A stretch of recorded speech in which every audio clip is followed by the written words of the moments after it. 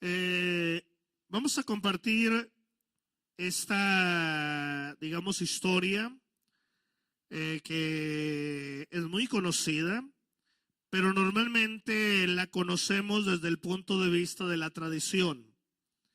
La tradición nos da muchos pormenores, pero como suele suceder, el hecho de que sea la tradición y que dé muchos pormenores sobre esta historia, muchos detalles, no significa que es del todo correcto.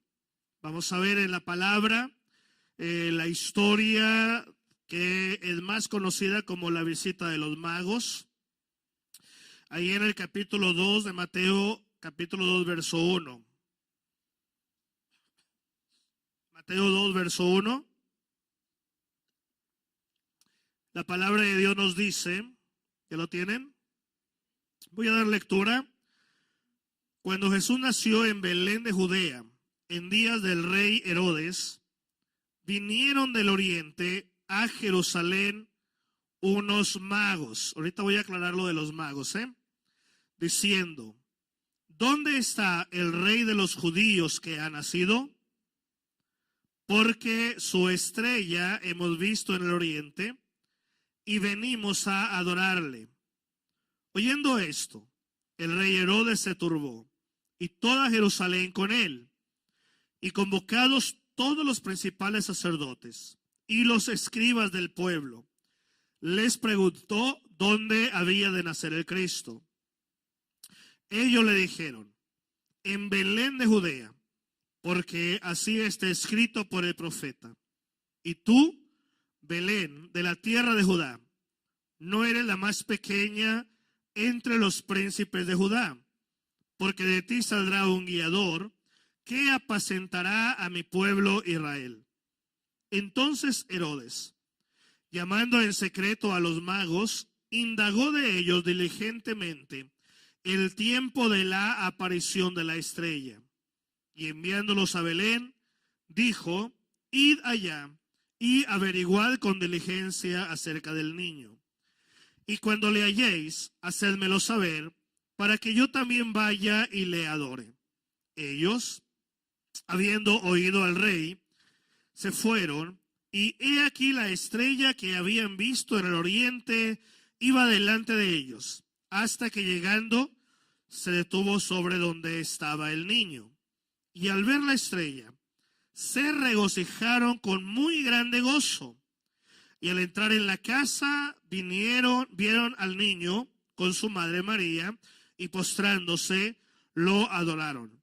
Y abriendo sus tesoros, le ofrecieron presentes, oro, incienso y mirra.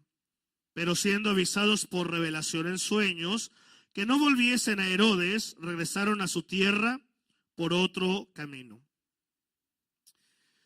La historia de los magos, mis hermanos, es una historia que está envuelta en medio de un gran misterio.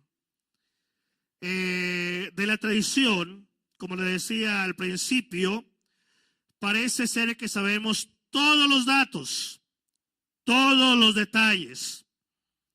La tradición nos habla precisamente de todo ello, de los nombres de los magos, de cuántos son, en qué iban, hablan de unos animales, hablan de color de piel, en fin. Sin embargo, a medida que estudiamos la Biblia, nos encontramos que hay una gran cantidad de preguntas que no podemos tener realmente respuesta. Por ejemplo, ¿cuántos magos eran? No sabemos. La tradición dice que eran 3. La Biblia en ningún momento da una cantidad. ¿De dónde eran ellos? ¿De dónde venían? Lo único que la Biblia dice es que eran de Oriente, pero no sabemos el lugar exacto de donde ellos eran. ¿Cuánto tiempo tardaron en su viaje? Tampoco sabemos. Así es que no sabemos cuántos eran, no sabemos de dónde eran, no sabemos cuánto duró su viaje. La tradición dice infinidad de detalles, pero eso dice la tradición. La Biblia nunca ha dado esos detalles.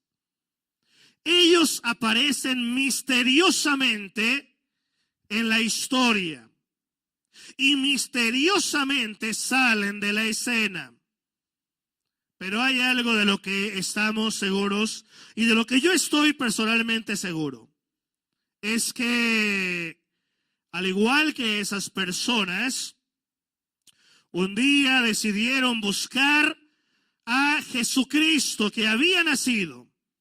En nuestros días y a través de los tiempos, todavía hay hombres y mujeres que deciden buscar al Mesías que ha nacido. Entonces, la historia de los magos está envuelta en grandes misterios. Muchas veces nos vamos con la finta por el término magos, por el concepto que tenemos de la era moderna de los magos que hacen cosas de ilusión, que trabajan mucho con la mente del hombre para hacerle creer lo que no existe, lo que no es real. Pero resulta que el término no es propiamente el correcto.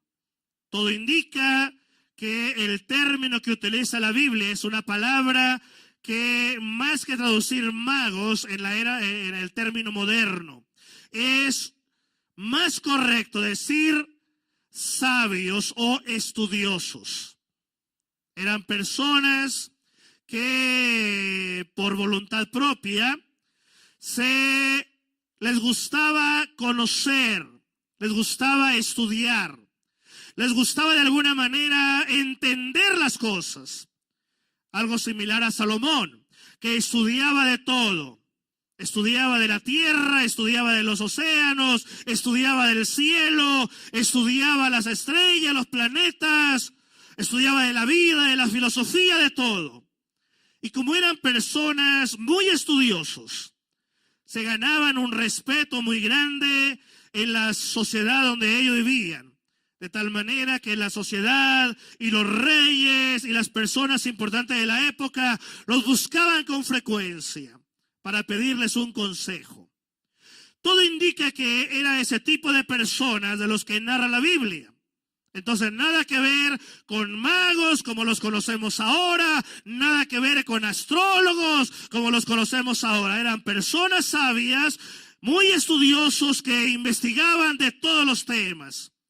Entonces, ¿qué es lo que aprendemos de ellos? ¿Qué es lo que Dios nos habla de estos personajes? Bueno, de ellos podemos aprender algunas cosas muy importantes. La primera de ellas, que tiene que ver con el viaje que estos sabios de Oriente realizaron. Lo primero que podemos aprender de ellos es que el viaje que ellos realizaron para encontrarse con el Mesías que había nacido fue sin duda alguna un viaje de fe. Y eso es lo primero que tú y yo debemos aprender. El viaje de un hombre, de una mujer sabio o sabia, es y debe de ser siempre un viaje de fe. Yo me preguntaba, ¿qué puede motivar a una persona? Dejar la comodidad de su casa, realizar un largo viaje a tierras desconocidas en medio de grandes peligros. ¿Qué no puede motivar a alguien? Bueno, me puse a pensar y de pronto digo, bueno, probablemente que esté enamorado de alguien. Que la persona a la que ama, que está lejos de él o de ella, lo motiva a realizar un largo viaje. Que está dispuesto a enfrentar todos los peligros con tal de encontrarse con la persona que tanto ama. Bueno, probablemente eso puede motivar a alguien a realizar un viaje de esta manera. También me puse a pensar en una herencia. Que de pronto te digan, fíjate que un pariente tuyo muy lejano murió, vive a 10,000 kilómetros de distancia y te dejó toda la herencia. Te garantizo que dejas todo y estás dispuesto a enfrentar los peligros que sean necesarios con tal de llegar a recibir la herencia. Bueno, puede ser motivo muy válido, pero la fe, realmente la fe provoca que una persona deje la comodidad de su casa para ir a encontrarse con alguien que no conoce, para ir a adorar a alguien que no conoce, solo por la fe. La fe realmente saca a las personas de lo calientito de sus casas en una mañana helada porque la noche nevó y los cerros están rodeados de nieve.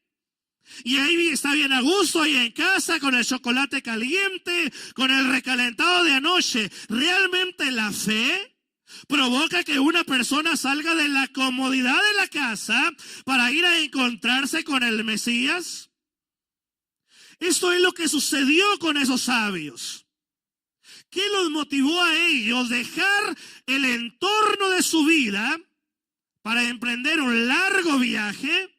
Bueno, no fue una herencia, tampoco fue un romance. Curiosamente, en el caso de ellos fue la fe. Y cuando ellos llegan a la tierra donde nació el Mesías, curiosamente, ellos solamente llegaron al lugar haciendo una sola pregunta. ¿Se percataron de la pregunta? Versículo 2. ¿Dónde está el rey de los judíos que ha nacido? Qué pregunta tan interesante. ¿Dónde está? No preguntaron cuánto pesó el niño, no preguntaron dónde habían caminado los padres, de dónde eran ellos.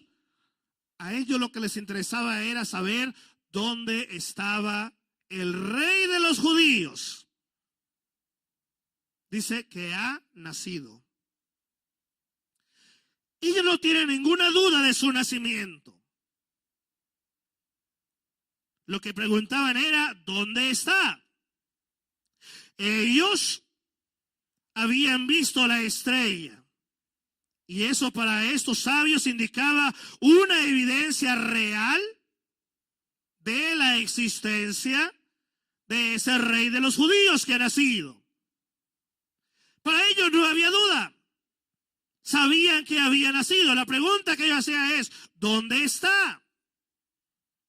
Ellos tenían fe en que estaba vivo. Todo lo que querían saber es, ¿dónde está? Esta pregunta, mis hermanos, hecha por los sabios de Oriente, mostraba que estaban realmente decididos a encontrarlo. Ese era el propósito principal de ellos. Encontrar al rey de los judíos que había nacido, que es Cristo Jesús, el Hijo de Dios. Y por ese anhelo estaban dispuestos a arriesgarlo todo. Me puse a pensar en la familia de esos sabios de Oriente. ¿Qué pasaría por la mente de los parientes de ellos cuando empezaron a preparar el viaje? Decir, vamos a ir a donde ha nacido el rey de los judíos. Debemos verlo, debemos encontrarnos con él. ¿Qué pasaría por la mente de los parientes? Ya se volvió loco. Ve mi tío. Yo sabía que le gustaba el estudio, pero tanta letra lo volvió loco.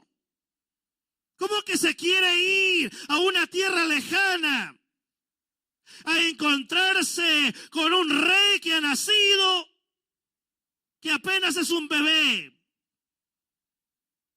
Imagínate a los vecinos. Mira, ahí van los loquitos del barrio. Es lo que dicen de ti cuando te ven salir con tu Biblia, hermano, y te vas a la iglesia. Ya se volvió loco. Es un fanático, es una fanática. ¿Todo por qué? Porque lo que lo motiva a uno a salir de la comodidad de la casa no es un romance, no es una herencia, es la fe. Y la gente no puede entender que la fe es la que nos mueve a estar, por ejemplo, esta mañana en este lugar, alabando y glorificando el nombre del Señor. Cuando podíamos estar en otro lugar. Podríamos estar arriba del Mont Lemon haciendo monos de nieve. Pero la fe nos dijo, no, yo quiero ir a donde está el rey de los judíos que ha nacido. Yo no quiero estar en casa, acostado, a gusto. Yo no quiero estar allá viajando con los parientes, riéndome ahorita. Lo que me interesa, dicen esos sabios, es estar donde ha nacido el rey de los judíos. Y no es que Dios no esté a favor de que viajemos, de que busquemos a la familia, de que convivamos. Es parte de la vida. Pero de estos sabios de Oriente aprendemos un principio bien importante. Una persona realmente sabia es aquel que está dispuesto a moverse solo por la fe. La fe es lo que nos motiva.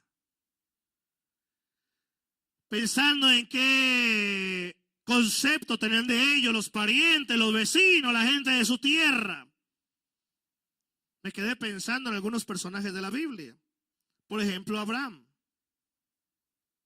¿Cuántos pensaron que él estaba loco cuando dice la Biblia que Dios le dijo, vete de tu tierra y de tu parentela a la tierra que yo te mostraré? Me quedé pensando en Noé. Cuando Dios le pidió que construyera un arca porque venía un gran diluvio. Me quedé pensando en Pedro. Cuando decidió seguir a Jesús. Dejar la pesca, dejar su trabajo, dejar la barca para seguir a Jesús. Me quedé pensando en Andrés, en Juan, en Santiago, otros discípulos de Jesús. Mi hermano, de alguna manera, al igual que esos personajes de la palabra,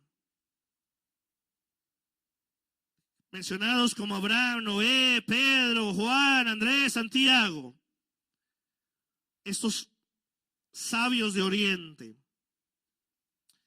decidieron dejarlo todo solo para seguir a Jesús. ¿Por qué Dios nos deja en la Biblia esta porción, esta historia tan maravillosa? Porque a través de esta historia preciosa Dios nos da el secreto. Lo que tú y yo y toda persona necesita para ser realmente sabio. No está hablando Dios de inteligencia, está hablando de sabiduría. Inteligentes hay muchos en la tierra. Sabios, realmente sabios son muy pocos. ¿Cómo se requiere que en cada familia haya por lo menos una persona que sea sabia? La única garantía para que una familia no se desmorone es que por lo menos un miembro de la familia sea sabio. Porque una persona sabia, hermano, entiende que lo que lo mueve es la fe.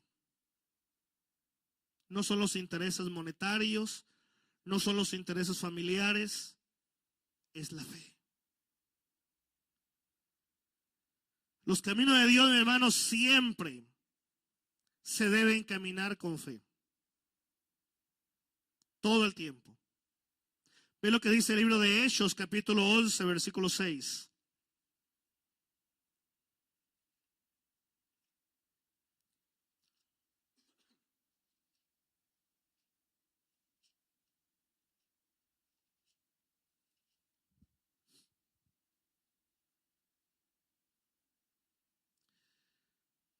Estoy equivocado con la porción, es Hebreo, no es Hechos. Hebreos 11, versículo 6.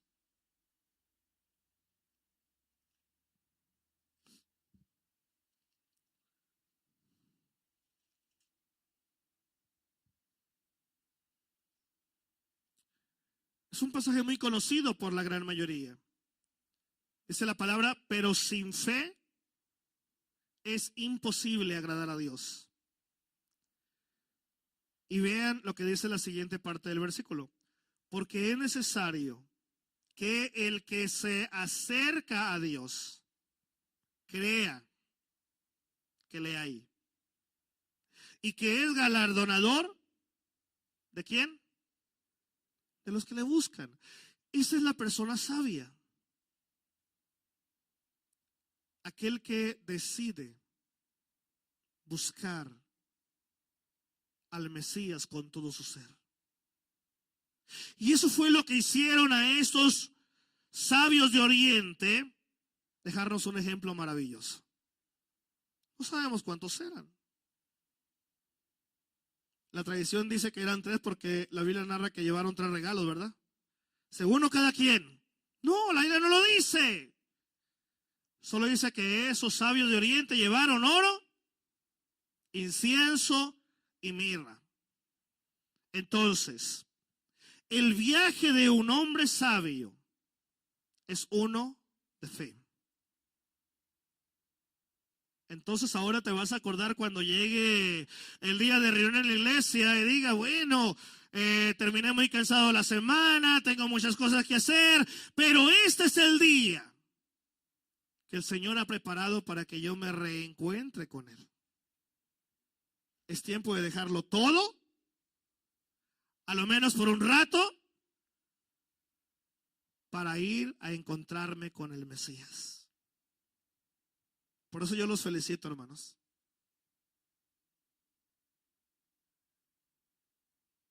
Porque decidieron estar aquí esta mañana. Podrían haber hecho un montón de planes. Y no es que no los tengan. Pero los felicito porque con el hecho de estar aquí esta mañana demuestran que anhelan ser hombres y mujeres de fe. Hombres y mujeres sabios. Imagínate una iglesia sin personas sabias. No me refiero a personas que conocen la Biblia. Hay gente que conoce la Biblia al revés y al derecho, pero no les sirve de nada porque no son sabios. Una persona sabia, dice, es aquel que entiende que su caminar debe ser uno de fe. En segundo lugar, ¿qué aprendemos de esta historia maravillosa de los sabios de Oriente? Que el viaje de un hombre sabio es uno de verdadera adoración. Cuando los sabios llegaron de su largo viaje y llegaron preguntando, ¿dónde está? Cuando ya les indican qué decía la profecía, dónde iban a nacer el Cristo, y deciden trasladarse al lugar donde nació Jesús. Cuando llegaron al lugar, dice la Biblia, se dispusieron a adorar al niño, Jesús. Yo trataba de imaginarme la escena, cómo sería. Es difícil entender todo el contexto de lo que sucedió en el lugar, porque estaban todavía en aquel lugar donde se daba alimento a los animales, ahí en aquel pesebre, que no era otra cosa más que como recipientes que hacían de madera para poder dar ahí la paja a los animales más pequeños, los borreguitos más pequeños, los becerritos, algo más pequeño al alcance de ellos para que pudieran ellos comer la paja. Y ahí en aquel lugar llegan estos sabios de Oriente y no llegaron dándole un abrazo a José y felicitarlo ni a María. ¿Qué fue lo primero que hicieron? A lo que iban. Dice la Biblia que llegando lo primero que hicieron fue adorar al niño. E inmediatamente, en su adoración, le presentaron los regalos que ustedes ya conocen: oro, incienso y mirra.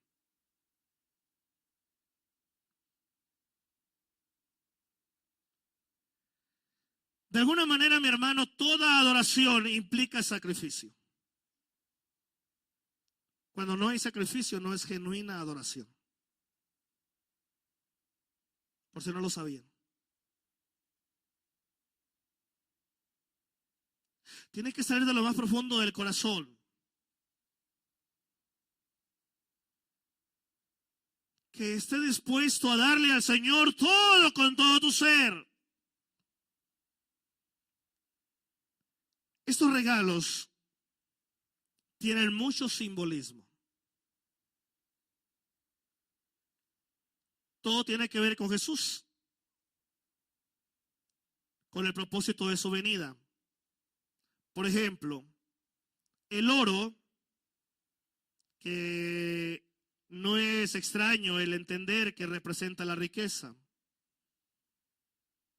Es el regalo que se acostumbraba desde muchos años antes de que naciera Jesús darle a los reyes. Hay de aquel que se presentara ante un rey sin llevar entre los presentes oro.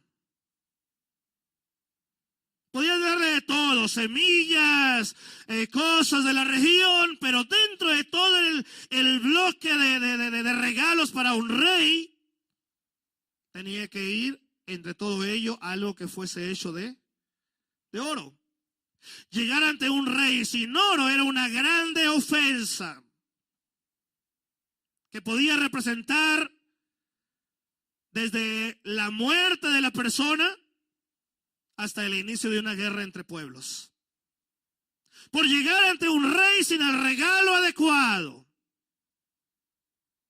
Cuando esos sabios de Oriente se presentan ante aquel niño, ellos lo entendieron perfectamente. Ese niño que había nacido no era un niño más en la humanidad.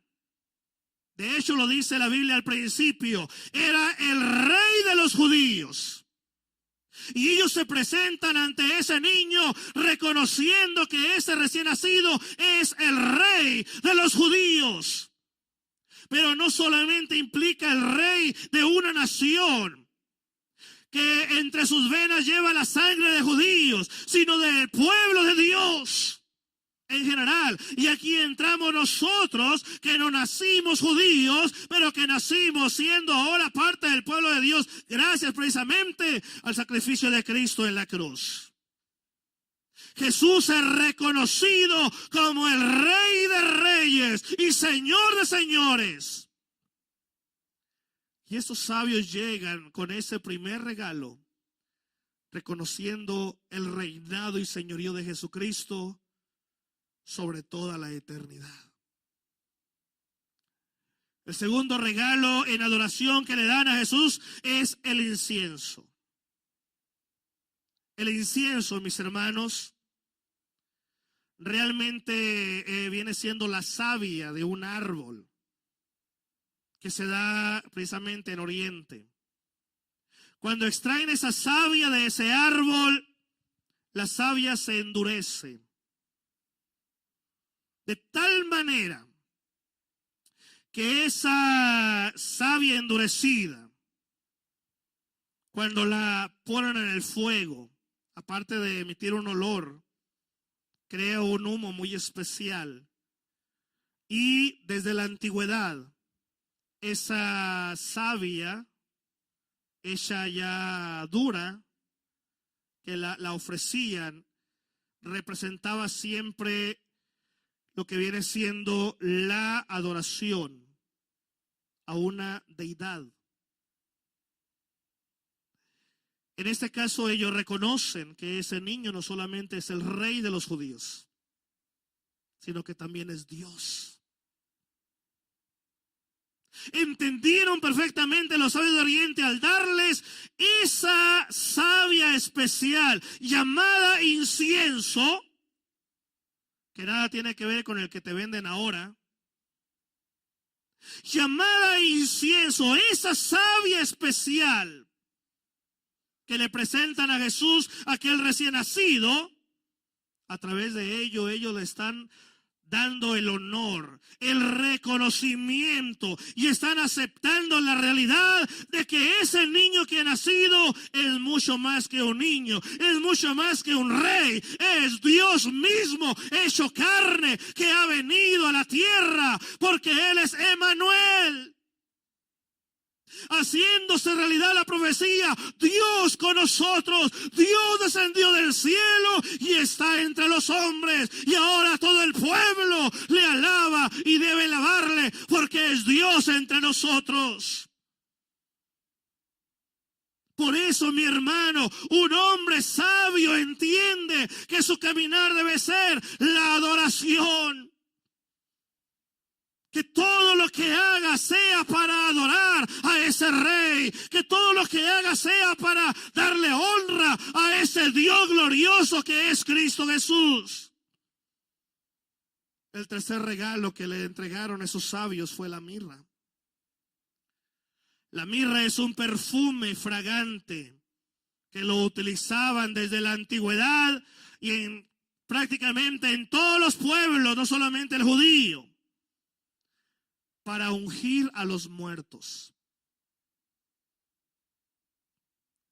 Cuando los iban a embalsamar era parte del ungüento que ponían a un cadáver.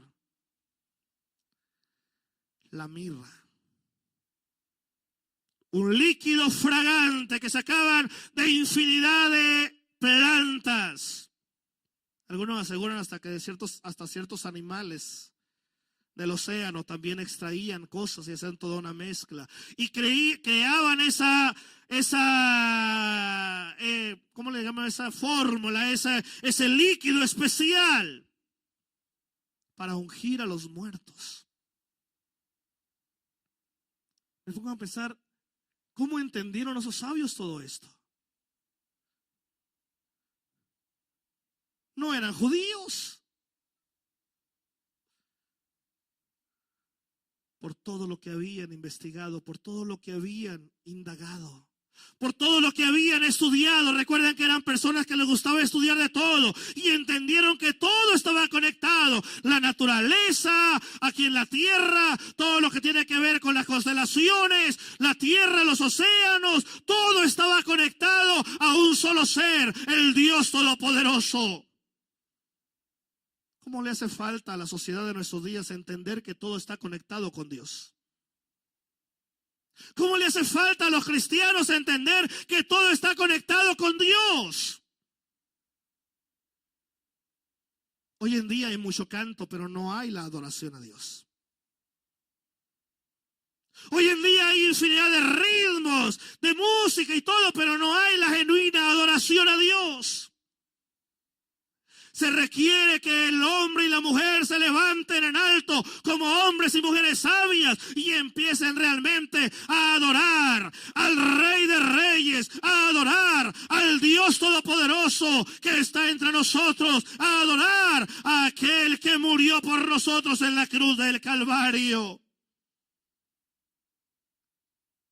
Aquellos sabios de Oriente, cuando se presentan ante Jesús, entendieron que no solamente era el Rey de Reyes, no solamente era Dios hecho hombre, sino que también era el Cordero de Dios que iba a morir tan solamente 3 décadas después. Y ya lo estaban preparando para su muerte. Y entendían que la muerte de él no iba a ser una muerte en vano. Y entendían que la muerte de ese niño no iba a ser una muerte como hay infinidad en el mundo, sino que era una muerte necesaria para dar vida. Y para dar una vida en abundancia. La adoración siempre implica un sacrificio. ¿Quieres adorar a Dios con todo tu corazón?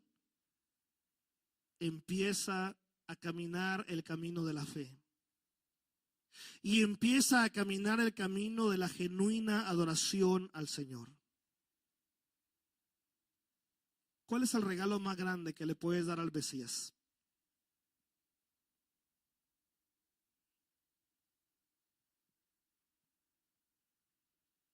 ¿Cuántas cosas empezaron a pasar por nuestra mente en los últimos días? Sí, vienen las fechas navideñas, el año nuevo, las posadas. Y vaya que para posadas somos muy bien buenos, ¿verdad? Aquí en Nogales. No nos perdemos ni una. Pero que no se diga el culto de la iglesia. Ay, no. Dios me entiende que ando muy cansado. Pero para la posada no andamos cansados, ¿verdad?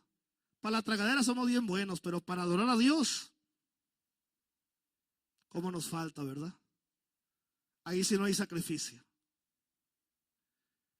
El otro día estaba viendo a unas jóvenes, yo creo que eran de alguna empresa, iban con todo su uniforme y yo estaba observando ahí, estaba esperando a la niña en la escuela y estaba observando que iban con unos taconzones así de esos que usan ahora, ¿verdad? Bien, ¿cómo andan las mujeres con esas? Bien delgadito, ¿no? El tacón así. Y luego me quedé observando porque eran como unas 4 mujeres que van ahí con los taconzones ahí batallando. Y de repente una se paró así, se recargó en el poste, dijo, ay, dijo, ya no aguanto. Y se quitó los zapatos, se abrió la bolsa y sacó una chancla, se puso las chanclas, no llevaba. No, pues al rato todas andaban igual. A veces hay sacrificio para todo, para ir al trabajo, hay sacrificio para ir a una fiesta, hay sacrificio para ir a una boda, a unos 15 años, a una posada, pero para adorar a Jesucristo, a veces no. ¿Qué sería el mejor regalo que le otorgarías tú a Jesús, el Hijo de Dios?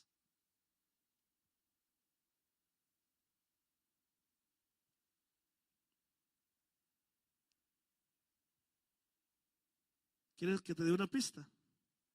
¿Sabes cuál es el mejor regalo para Jesucristo, el Hijo de Dios? El que te cause mayor sacrificio. ¿Qué te causa el sacrificio más grande?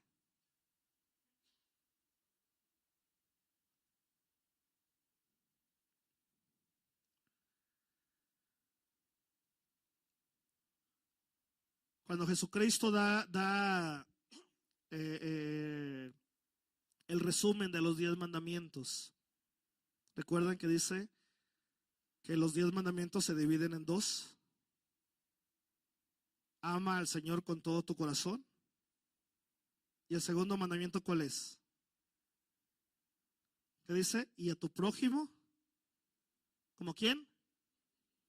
¿Cuál es el más grande sacrificio de una persona? ¿Quién se atreve a dar a un hijo a Cristo?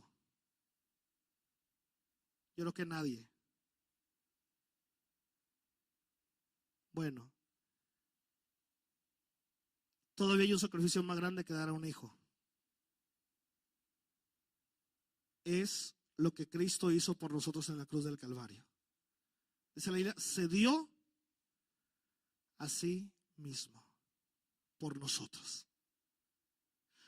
¿Cuál es la adoración más grande que le puedes dar al Mesías, el Hijo de Dios?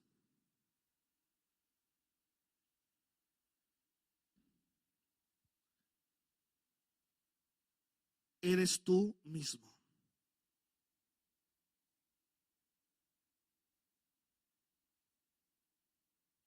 La más grande adoración que le puede dar un ser humano a Jesucristo es su misma persona.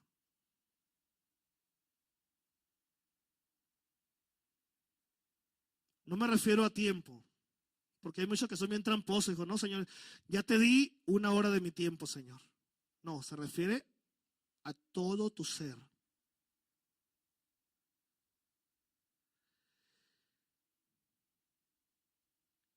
Cuando viniste hoy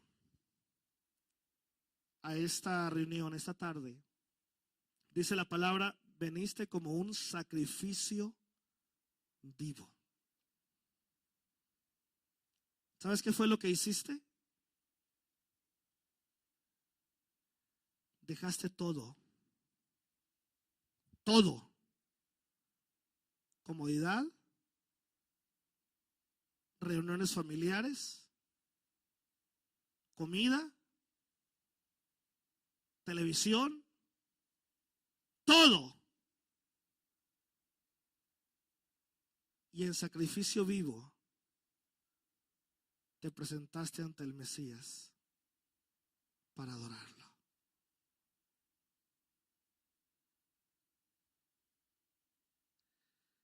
Recuerda que lo que Dios quiere sobre todo, mi hermano, es tu vida, es tu corazón.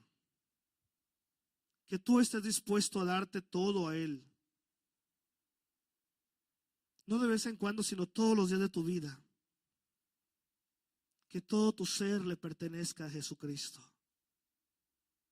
Aquellos sabios de Oriente, al llevarle los presentes, no solamente le llevaron aquellos regalos, sino que el regalo más grande, que no lo narra la Biblia de una manera tan clara aparentemente, pero que está en todo el contexto, es que ellos demostraron a Jesucristo, el Hijo de Dios, la disposición de entregarse a Él por completo.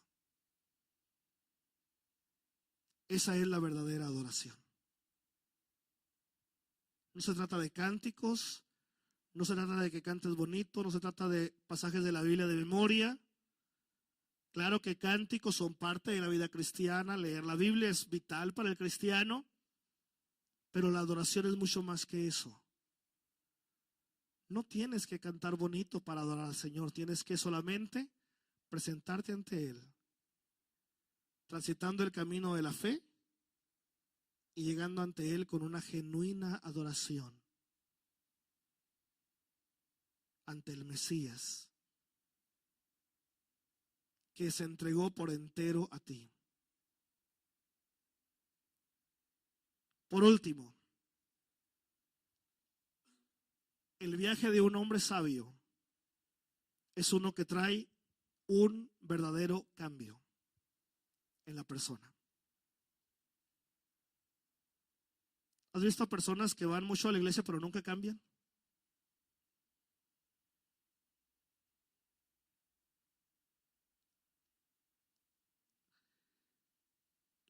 La Biblia dice que ya cuando terminaron de adorar al niño, aquellos sabios de Oriente, y tenían que disponerse a regresar otra vez por su camino, el largo viaje hacia su tierra, fueron avisados por revelación en sueños que no regresaran por el mismo camino. Y siempre nos quedamos con el contexto de no encontrarse con el rey, evitar al rey. Pero dentro de esa historia hay algo más profundo. Tiene que ver con un cambio de dirección en la vida de un ser humano. ¿No es interesante que después de que adoraron a Jesús, esos sabios de Oriente debían regresar a su tierra por otro camino?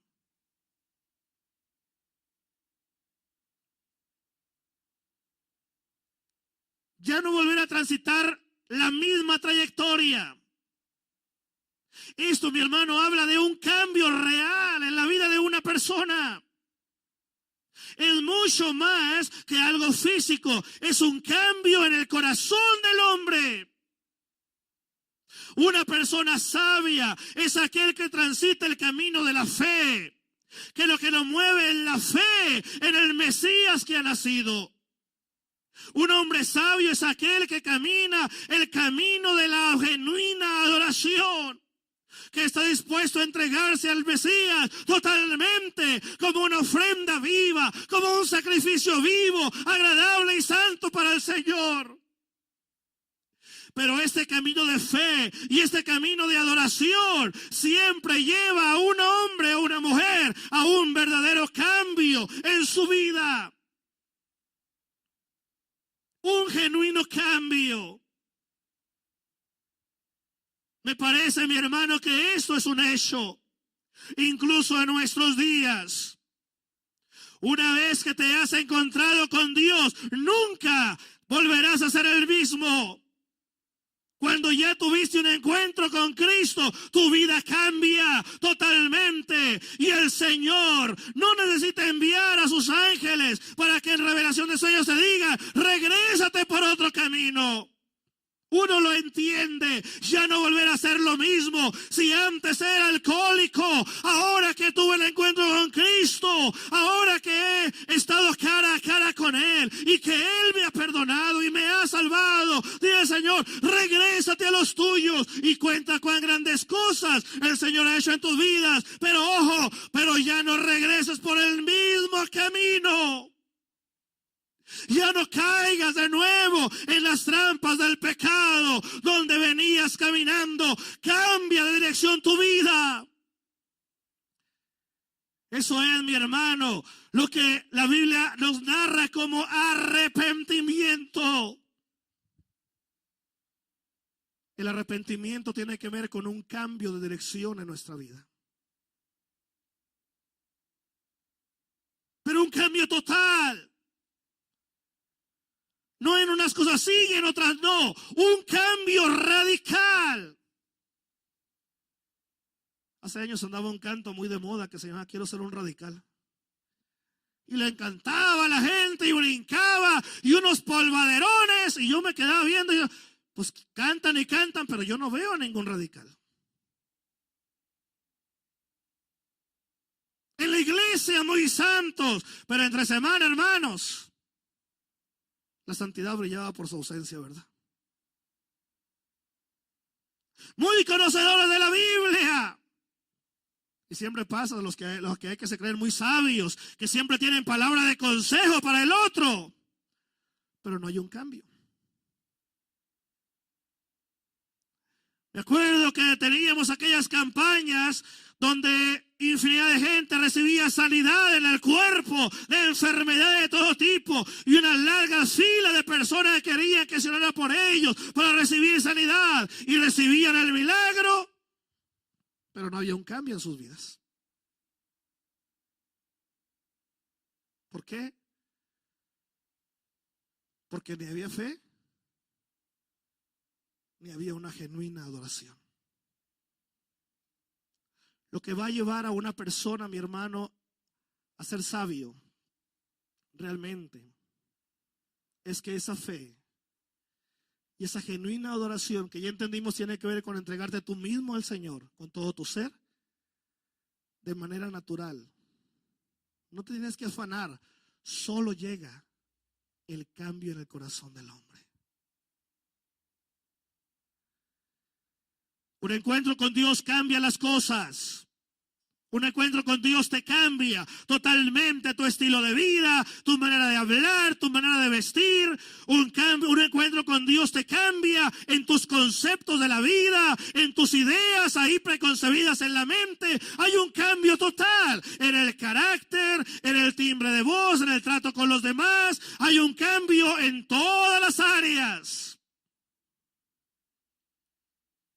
¿Recuerdan a Jacob? Cuando hubo un cambio real en la vida de Jacob. La Biblia dice que cuando luchó con Dios.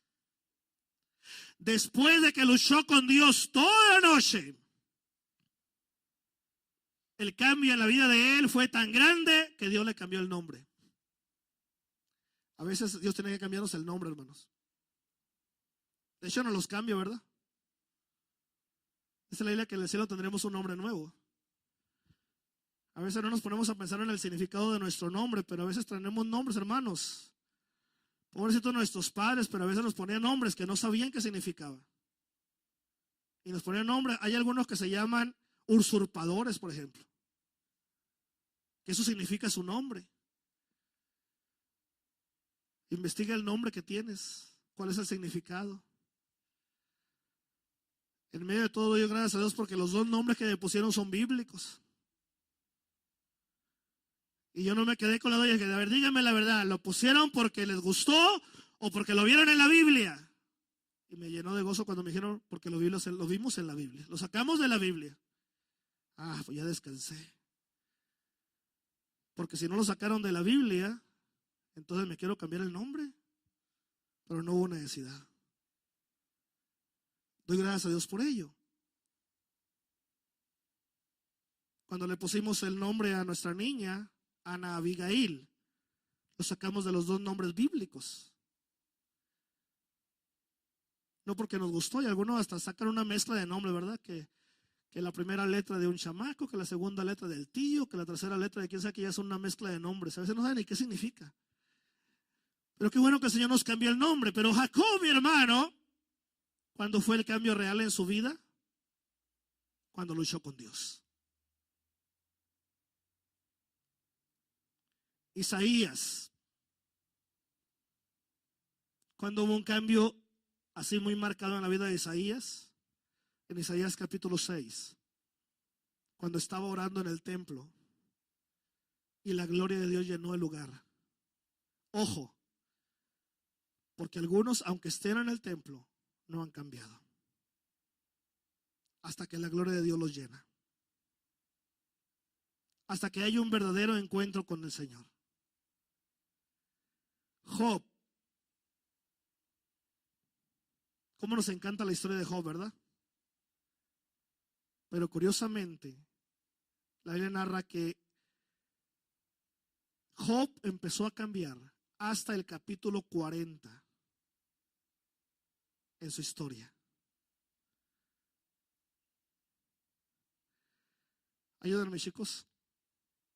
Esto es lo que sucede cuando entramos en la presencia de Dios. Él nos cambia. Él nos transforma. Eso fue lo que pasó con los hombres sabios de Oriente. Todo comenzó con una inquietud. Querían saber dónde estaba el niño que había nacido. Y en el proceso de su inquietud, entendieron que la única manera de encontrarse con ese Mesías era empezar a caminar en fe.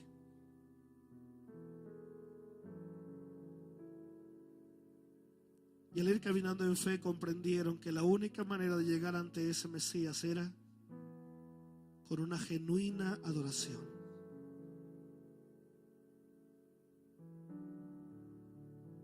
Y al terminar de adorarlo,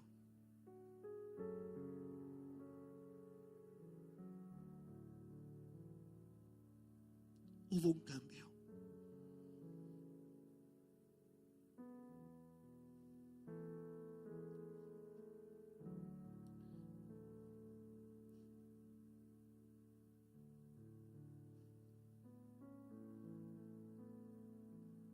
En estas fechas, mis hermanos,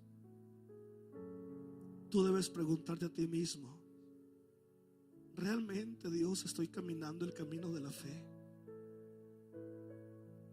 ¿Realmente la fe es la que provoca en mí el dejar toda comodidad para buscar tu rostro? Debes preguntarte a ti mismo: ¿realmente, Señor, te estoy adorando? ¿Cuál debe de ser? ¿Te estoy reconociendo como el Rey de Reyes en mi vida?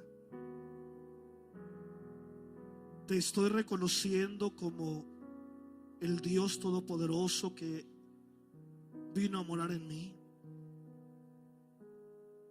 Acepto que tú eres el Cordero de Dios que quita el pecado y quitas mi pecado.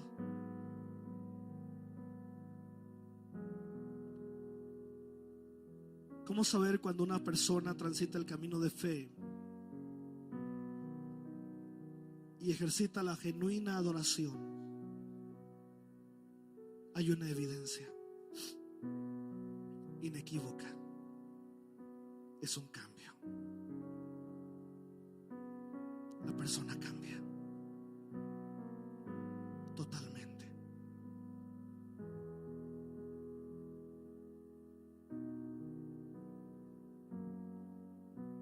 Totalmente.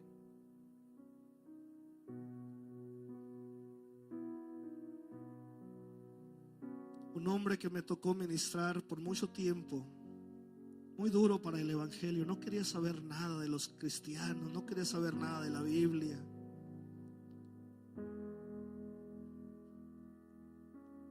De hecho, nunca, mientras lo ministraba, nunca me permitió que yo pisara allí su casa, la sala de su casa. Cuando nos veíamos en la calle, ahí platicábamos. Nunca me dio la entrada a la casa por años. Un hombre muy duro de carácter, muy mal hablado. No era un clásico alcohólico de todos los días, pero sí era un hombre que por lo menos 2-3 veces al mes acostumbraba a pasarse toda la noche tomando, emborrachándose. Y un día entregó su vida a Cristo. Yo fui a predicar a la iglesia donde ellos vivían. Había dejado de verlo como 2 años y volví y prediqué en esa iglesia. Y cuando yo estaba predicando, me dio tanto gusto verlo de pie a la parte de atrás en el templo.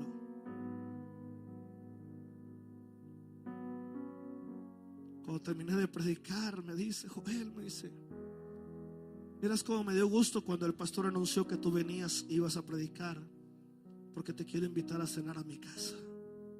Wow. Primer cambio. Nunca siquiera había invitado a un pastor a su casa, ni siquiera a tomar un café, mucho menos a ir a cenar. Te voy a esperar, ya que te desocupes, para irnos juntos. Cuando subimos a su carro, música cristiana. Wow, segundo cambio. Qué interesante. Y era una música de borrachos, era música de cristianos. Llegamos a su casa. Su esposa se había adelantado y cuando terminó el culto para ir a calentar lo de la cena. Cuando llegamos a la casa, el ambiente en la casa era música cristiana. En aquella época andaba muy de moda, algunos lo van a recordar, Manuel Bonilla. Los cantos de Manuel Bonilla, los himnos preciosos. Y recuerdo muy bien que cuando entré a la casa, el canto que escuché estaba el canto de La Barca con Manuel Bonilla. Algunos lo recordarán. Tercer cambio. Nos pusimos a platicar.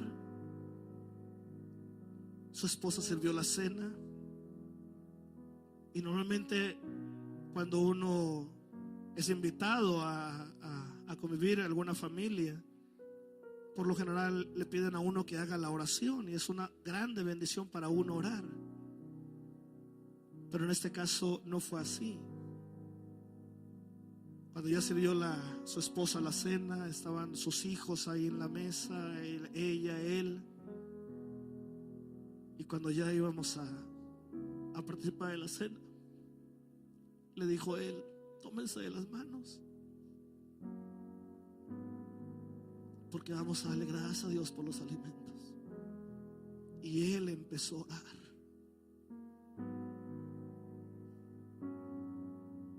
Debo de confesar que yo me quedé con los ojos abiertos. Yo creo que estaba con la boca así. Cuarto cambio. El hombre que antes no quería nada de Dios, ahora él estaba orando a Dios. Y escuché su oración. Hermosa oración. De eso se trata, mi hermano.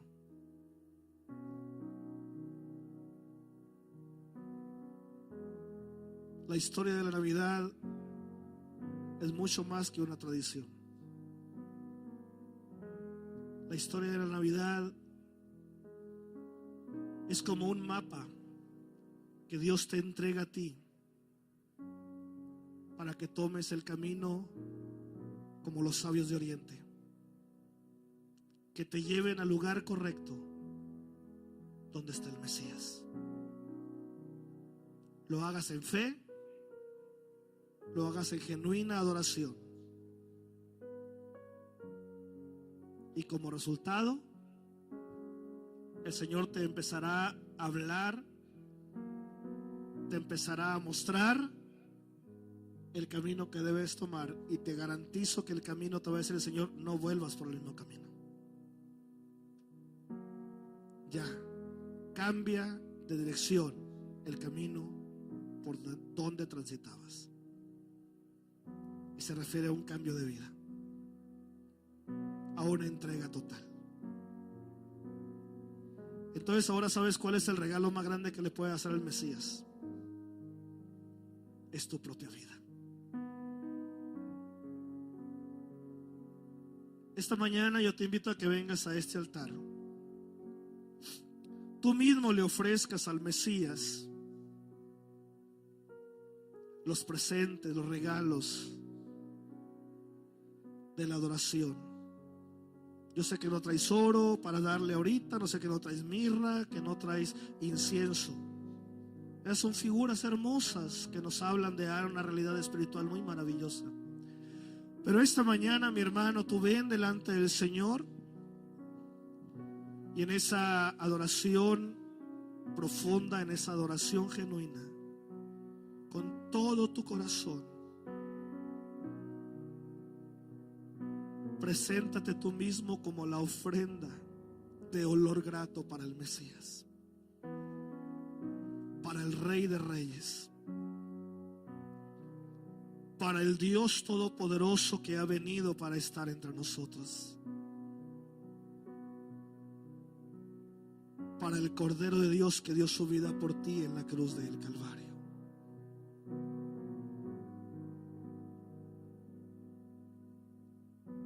¿Qué platicaron aquellos sabios de Oriente con aquel niño Jesús? No lo sabemos. Pero te garantizo que no estuvieron callados, solamente observando al niño. Te puedo asegurar que estuvieron frente a él, adorándolo. No adorando la figura de un recién nacido, adorando lo que él era realmente: el Rey de Reyes, el Mesías que había sido prometido, el Dios Todopoderoso que vino a morar entre los hombres, cumpliendo la profecía de que Él es Emmanuel, Dios con nosotros.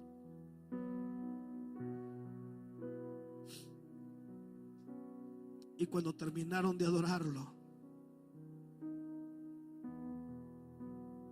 el Señor les reveló en sueños que no regresaran por el mismo camino. Porque siempre que estamos frente al Mesías, bajo la adoración correcta, hay un cambio.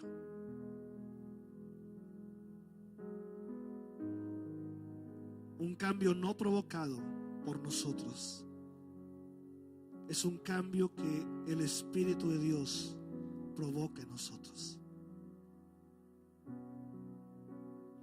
Pero lo que sí está en nuestras manos es no volver por el mismo camino. Eso sí depende de nosotros.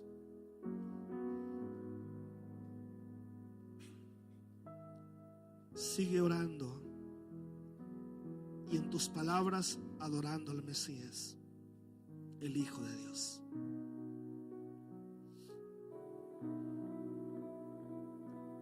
Me dice el Salvador: es poco tu poder, Hijo de vida, y en mí todo cuanto has menester.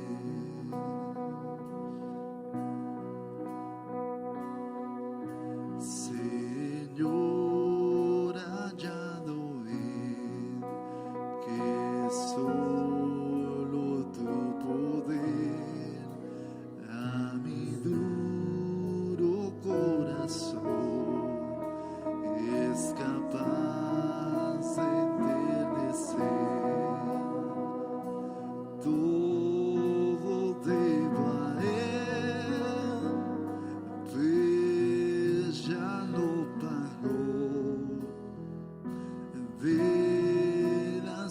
manchas del pecado, cual nieve me lavó.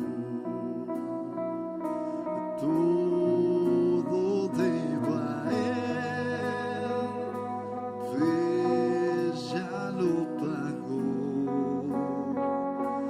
De las manchas del pecado, cual nieve me lavó. Cual nieve me lavó. Cual nieve me lavó.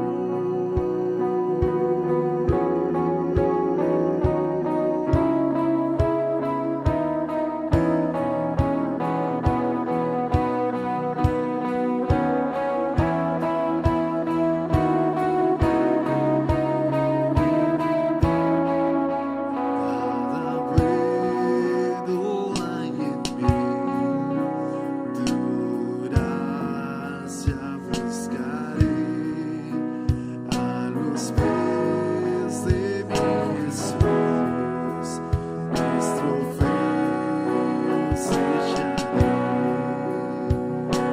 Todo debo a Él, pues ya lo pagó. De las manchas del pecado, cual nieve me lavó.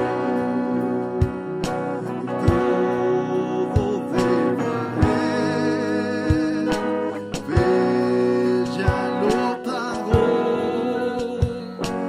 De las manchas del pecado, cual nieve me lavó.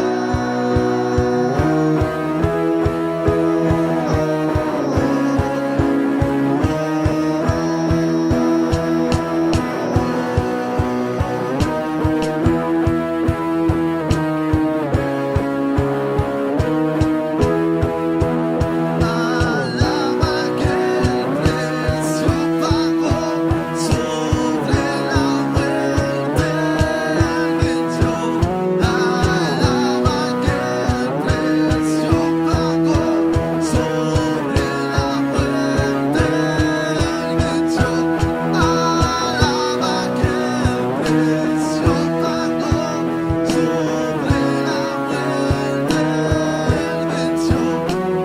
venció. Alaba que el precio pagó sobre la muerte venció. Alaba que el precio pagó sobre la muerte venció. Alaba que sobre la muerte venció. Alaba que el precio pagó sobre la muerte venció. Alaba que el precio pagó sobre la muerte venció. Grande eres, Señor. Te amamos con todo nuestro ser. Ahora que sabemos, Señor, cuál es el camino que debemos tomar, y que siguiendo este camino no hay pérdida, no hay derrota, no hay cosas que lamentar. Este camino nos lleva a un genuino cambio. Este camino nos lleva a la vida eterna. Yo ruego bendigas a tu iglesia. Y oro que en el nombre de Cristo Jesús, esta palabra compartida esta tarde no solo quede en este lugar, sino que esta palabra llegue a muchos oídos, a muchas mentes y corazones, y que en el nombre de Cristo haya muchos hombres y mujeres que decidan ser hombres sabios, mujeres sabias. Ayúdanos, Señor. Bendice a tu iglesia. Te lo pedimos en el hermoso nombre de Cristo Jesús. Amén, Señor.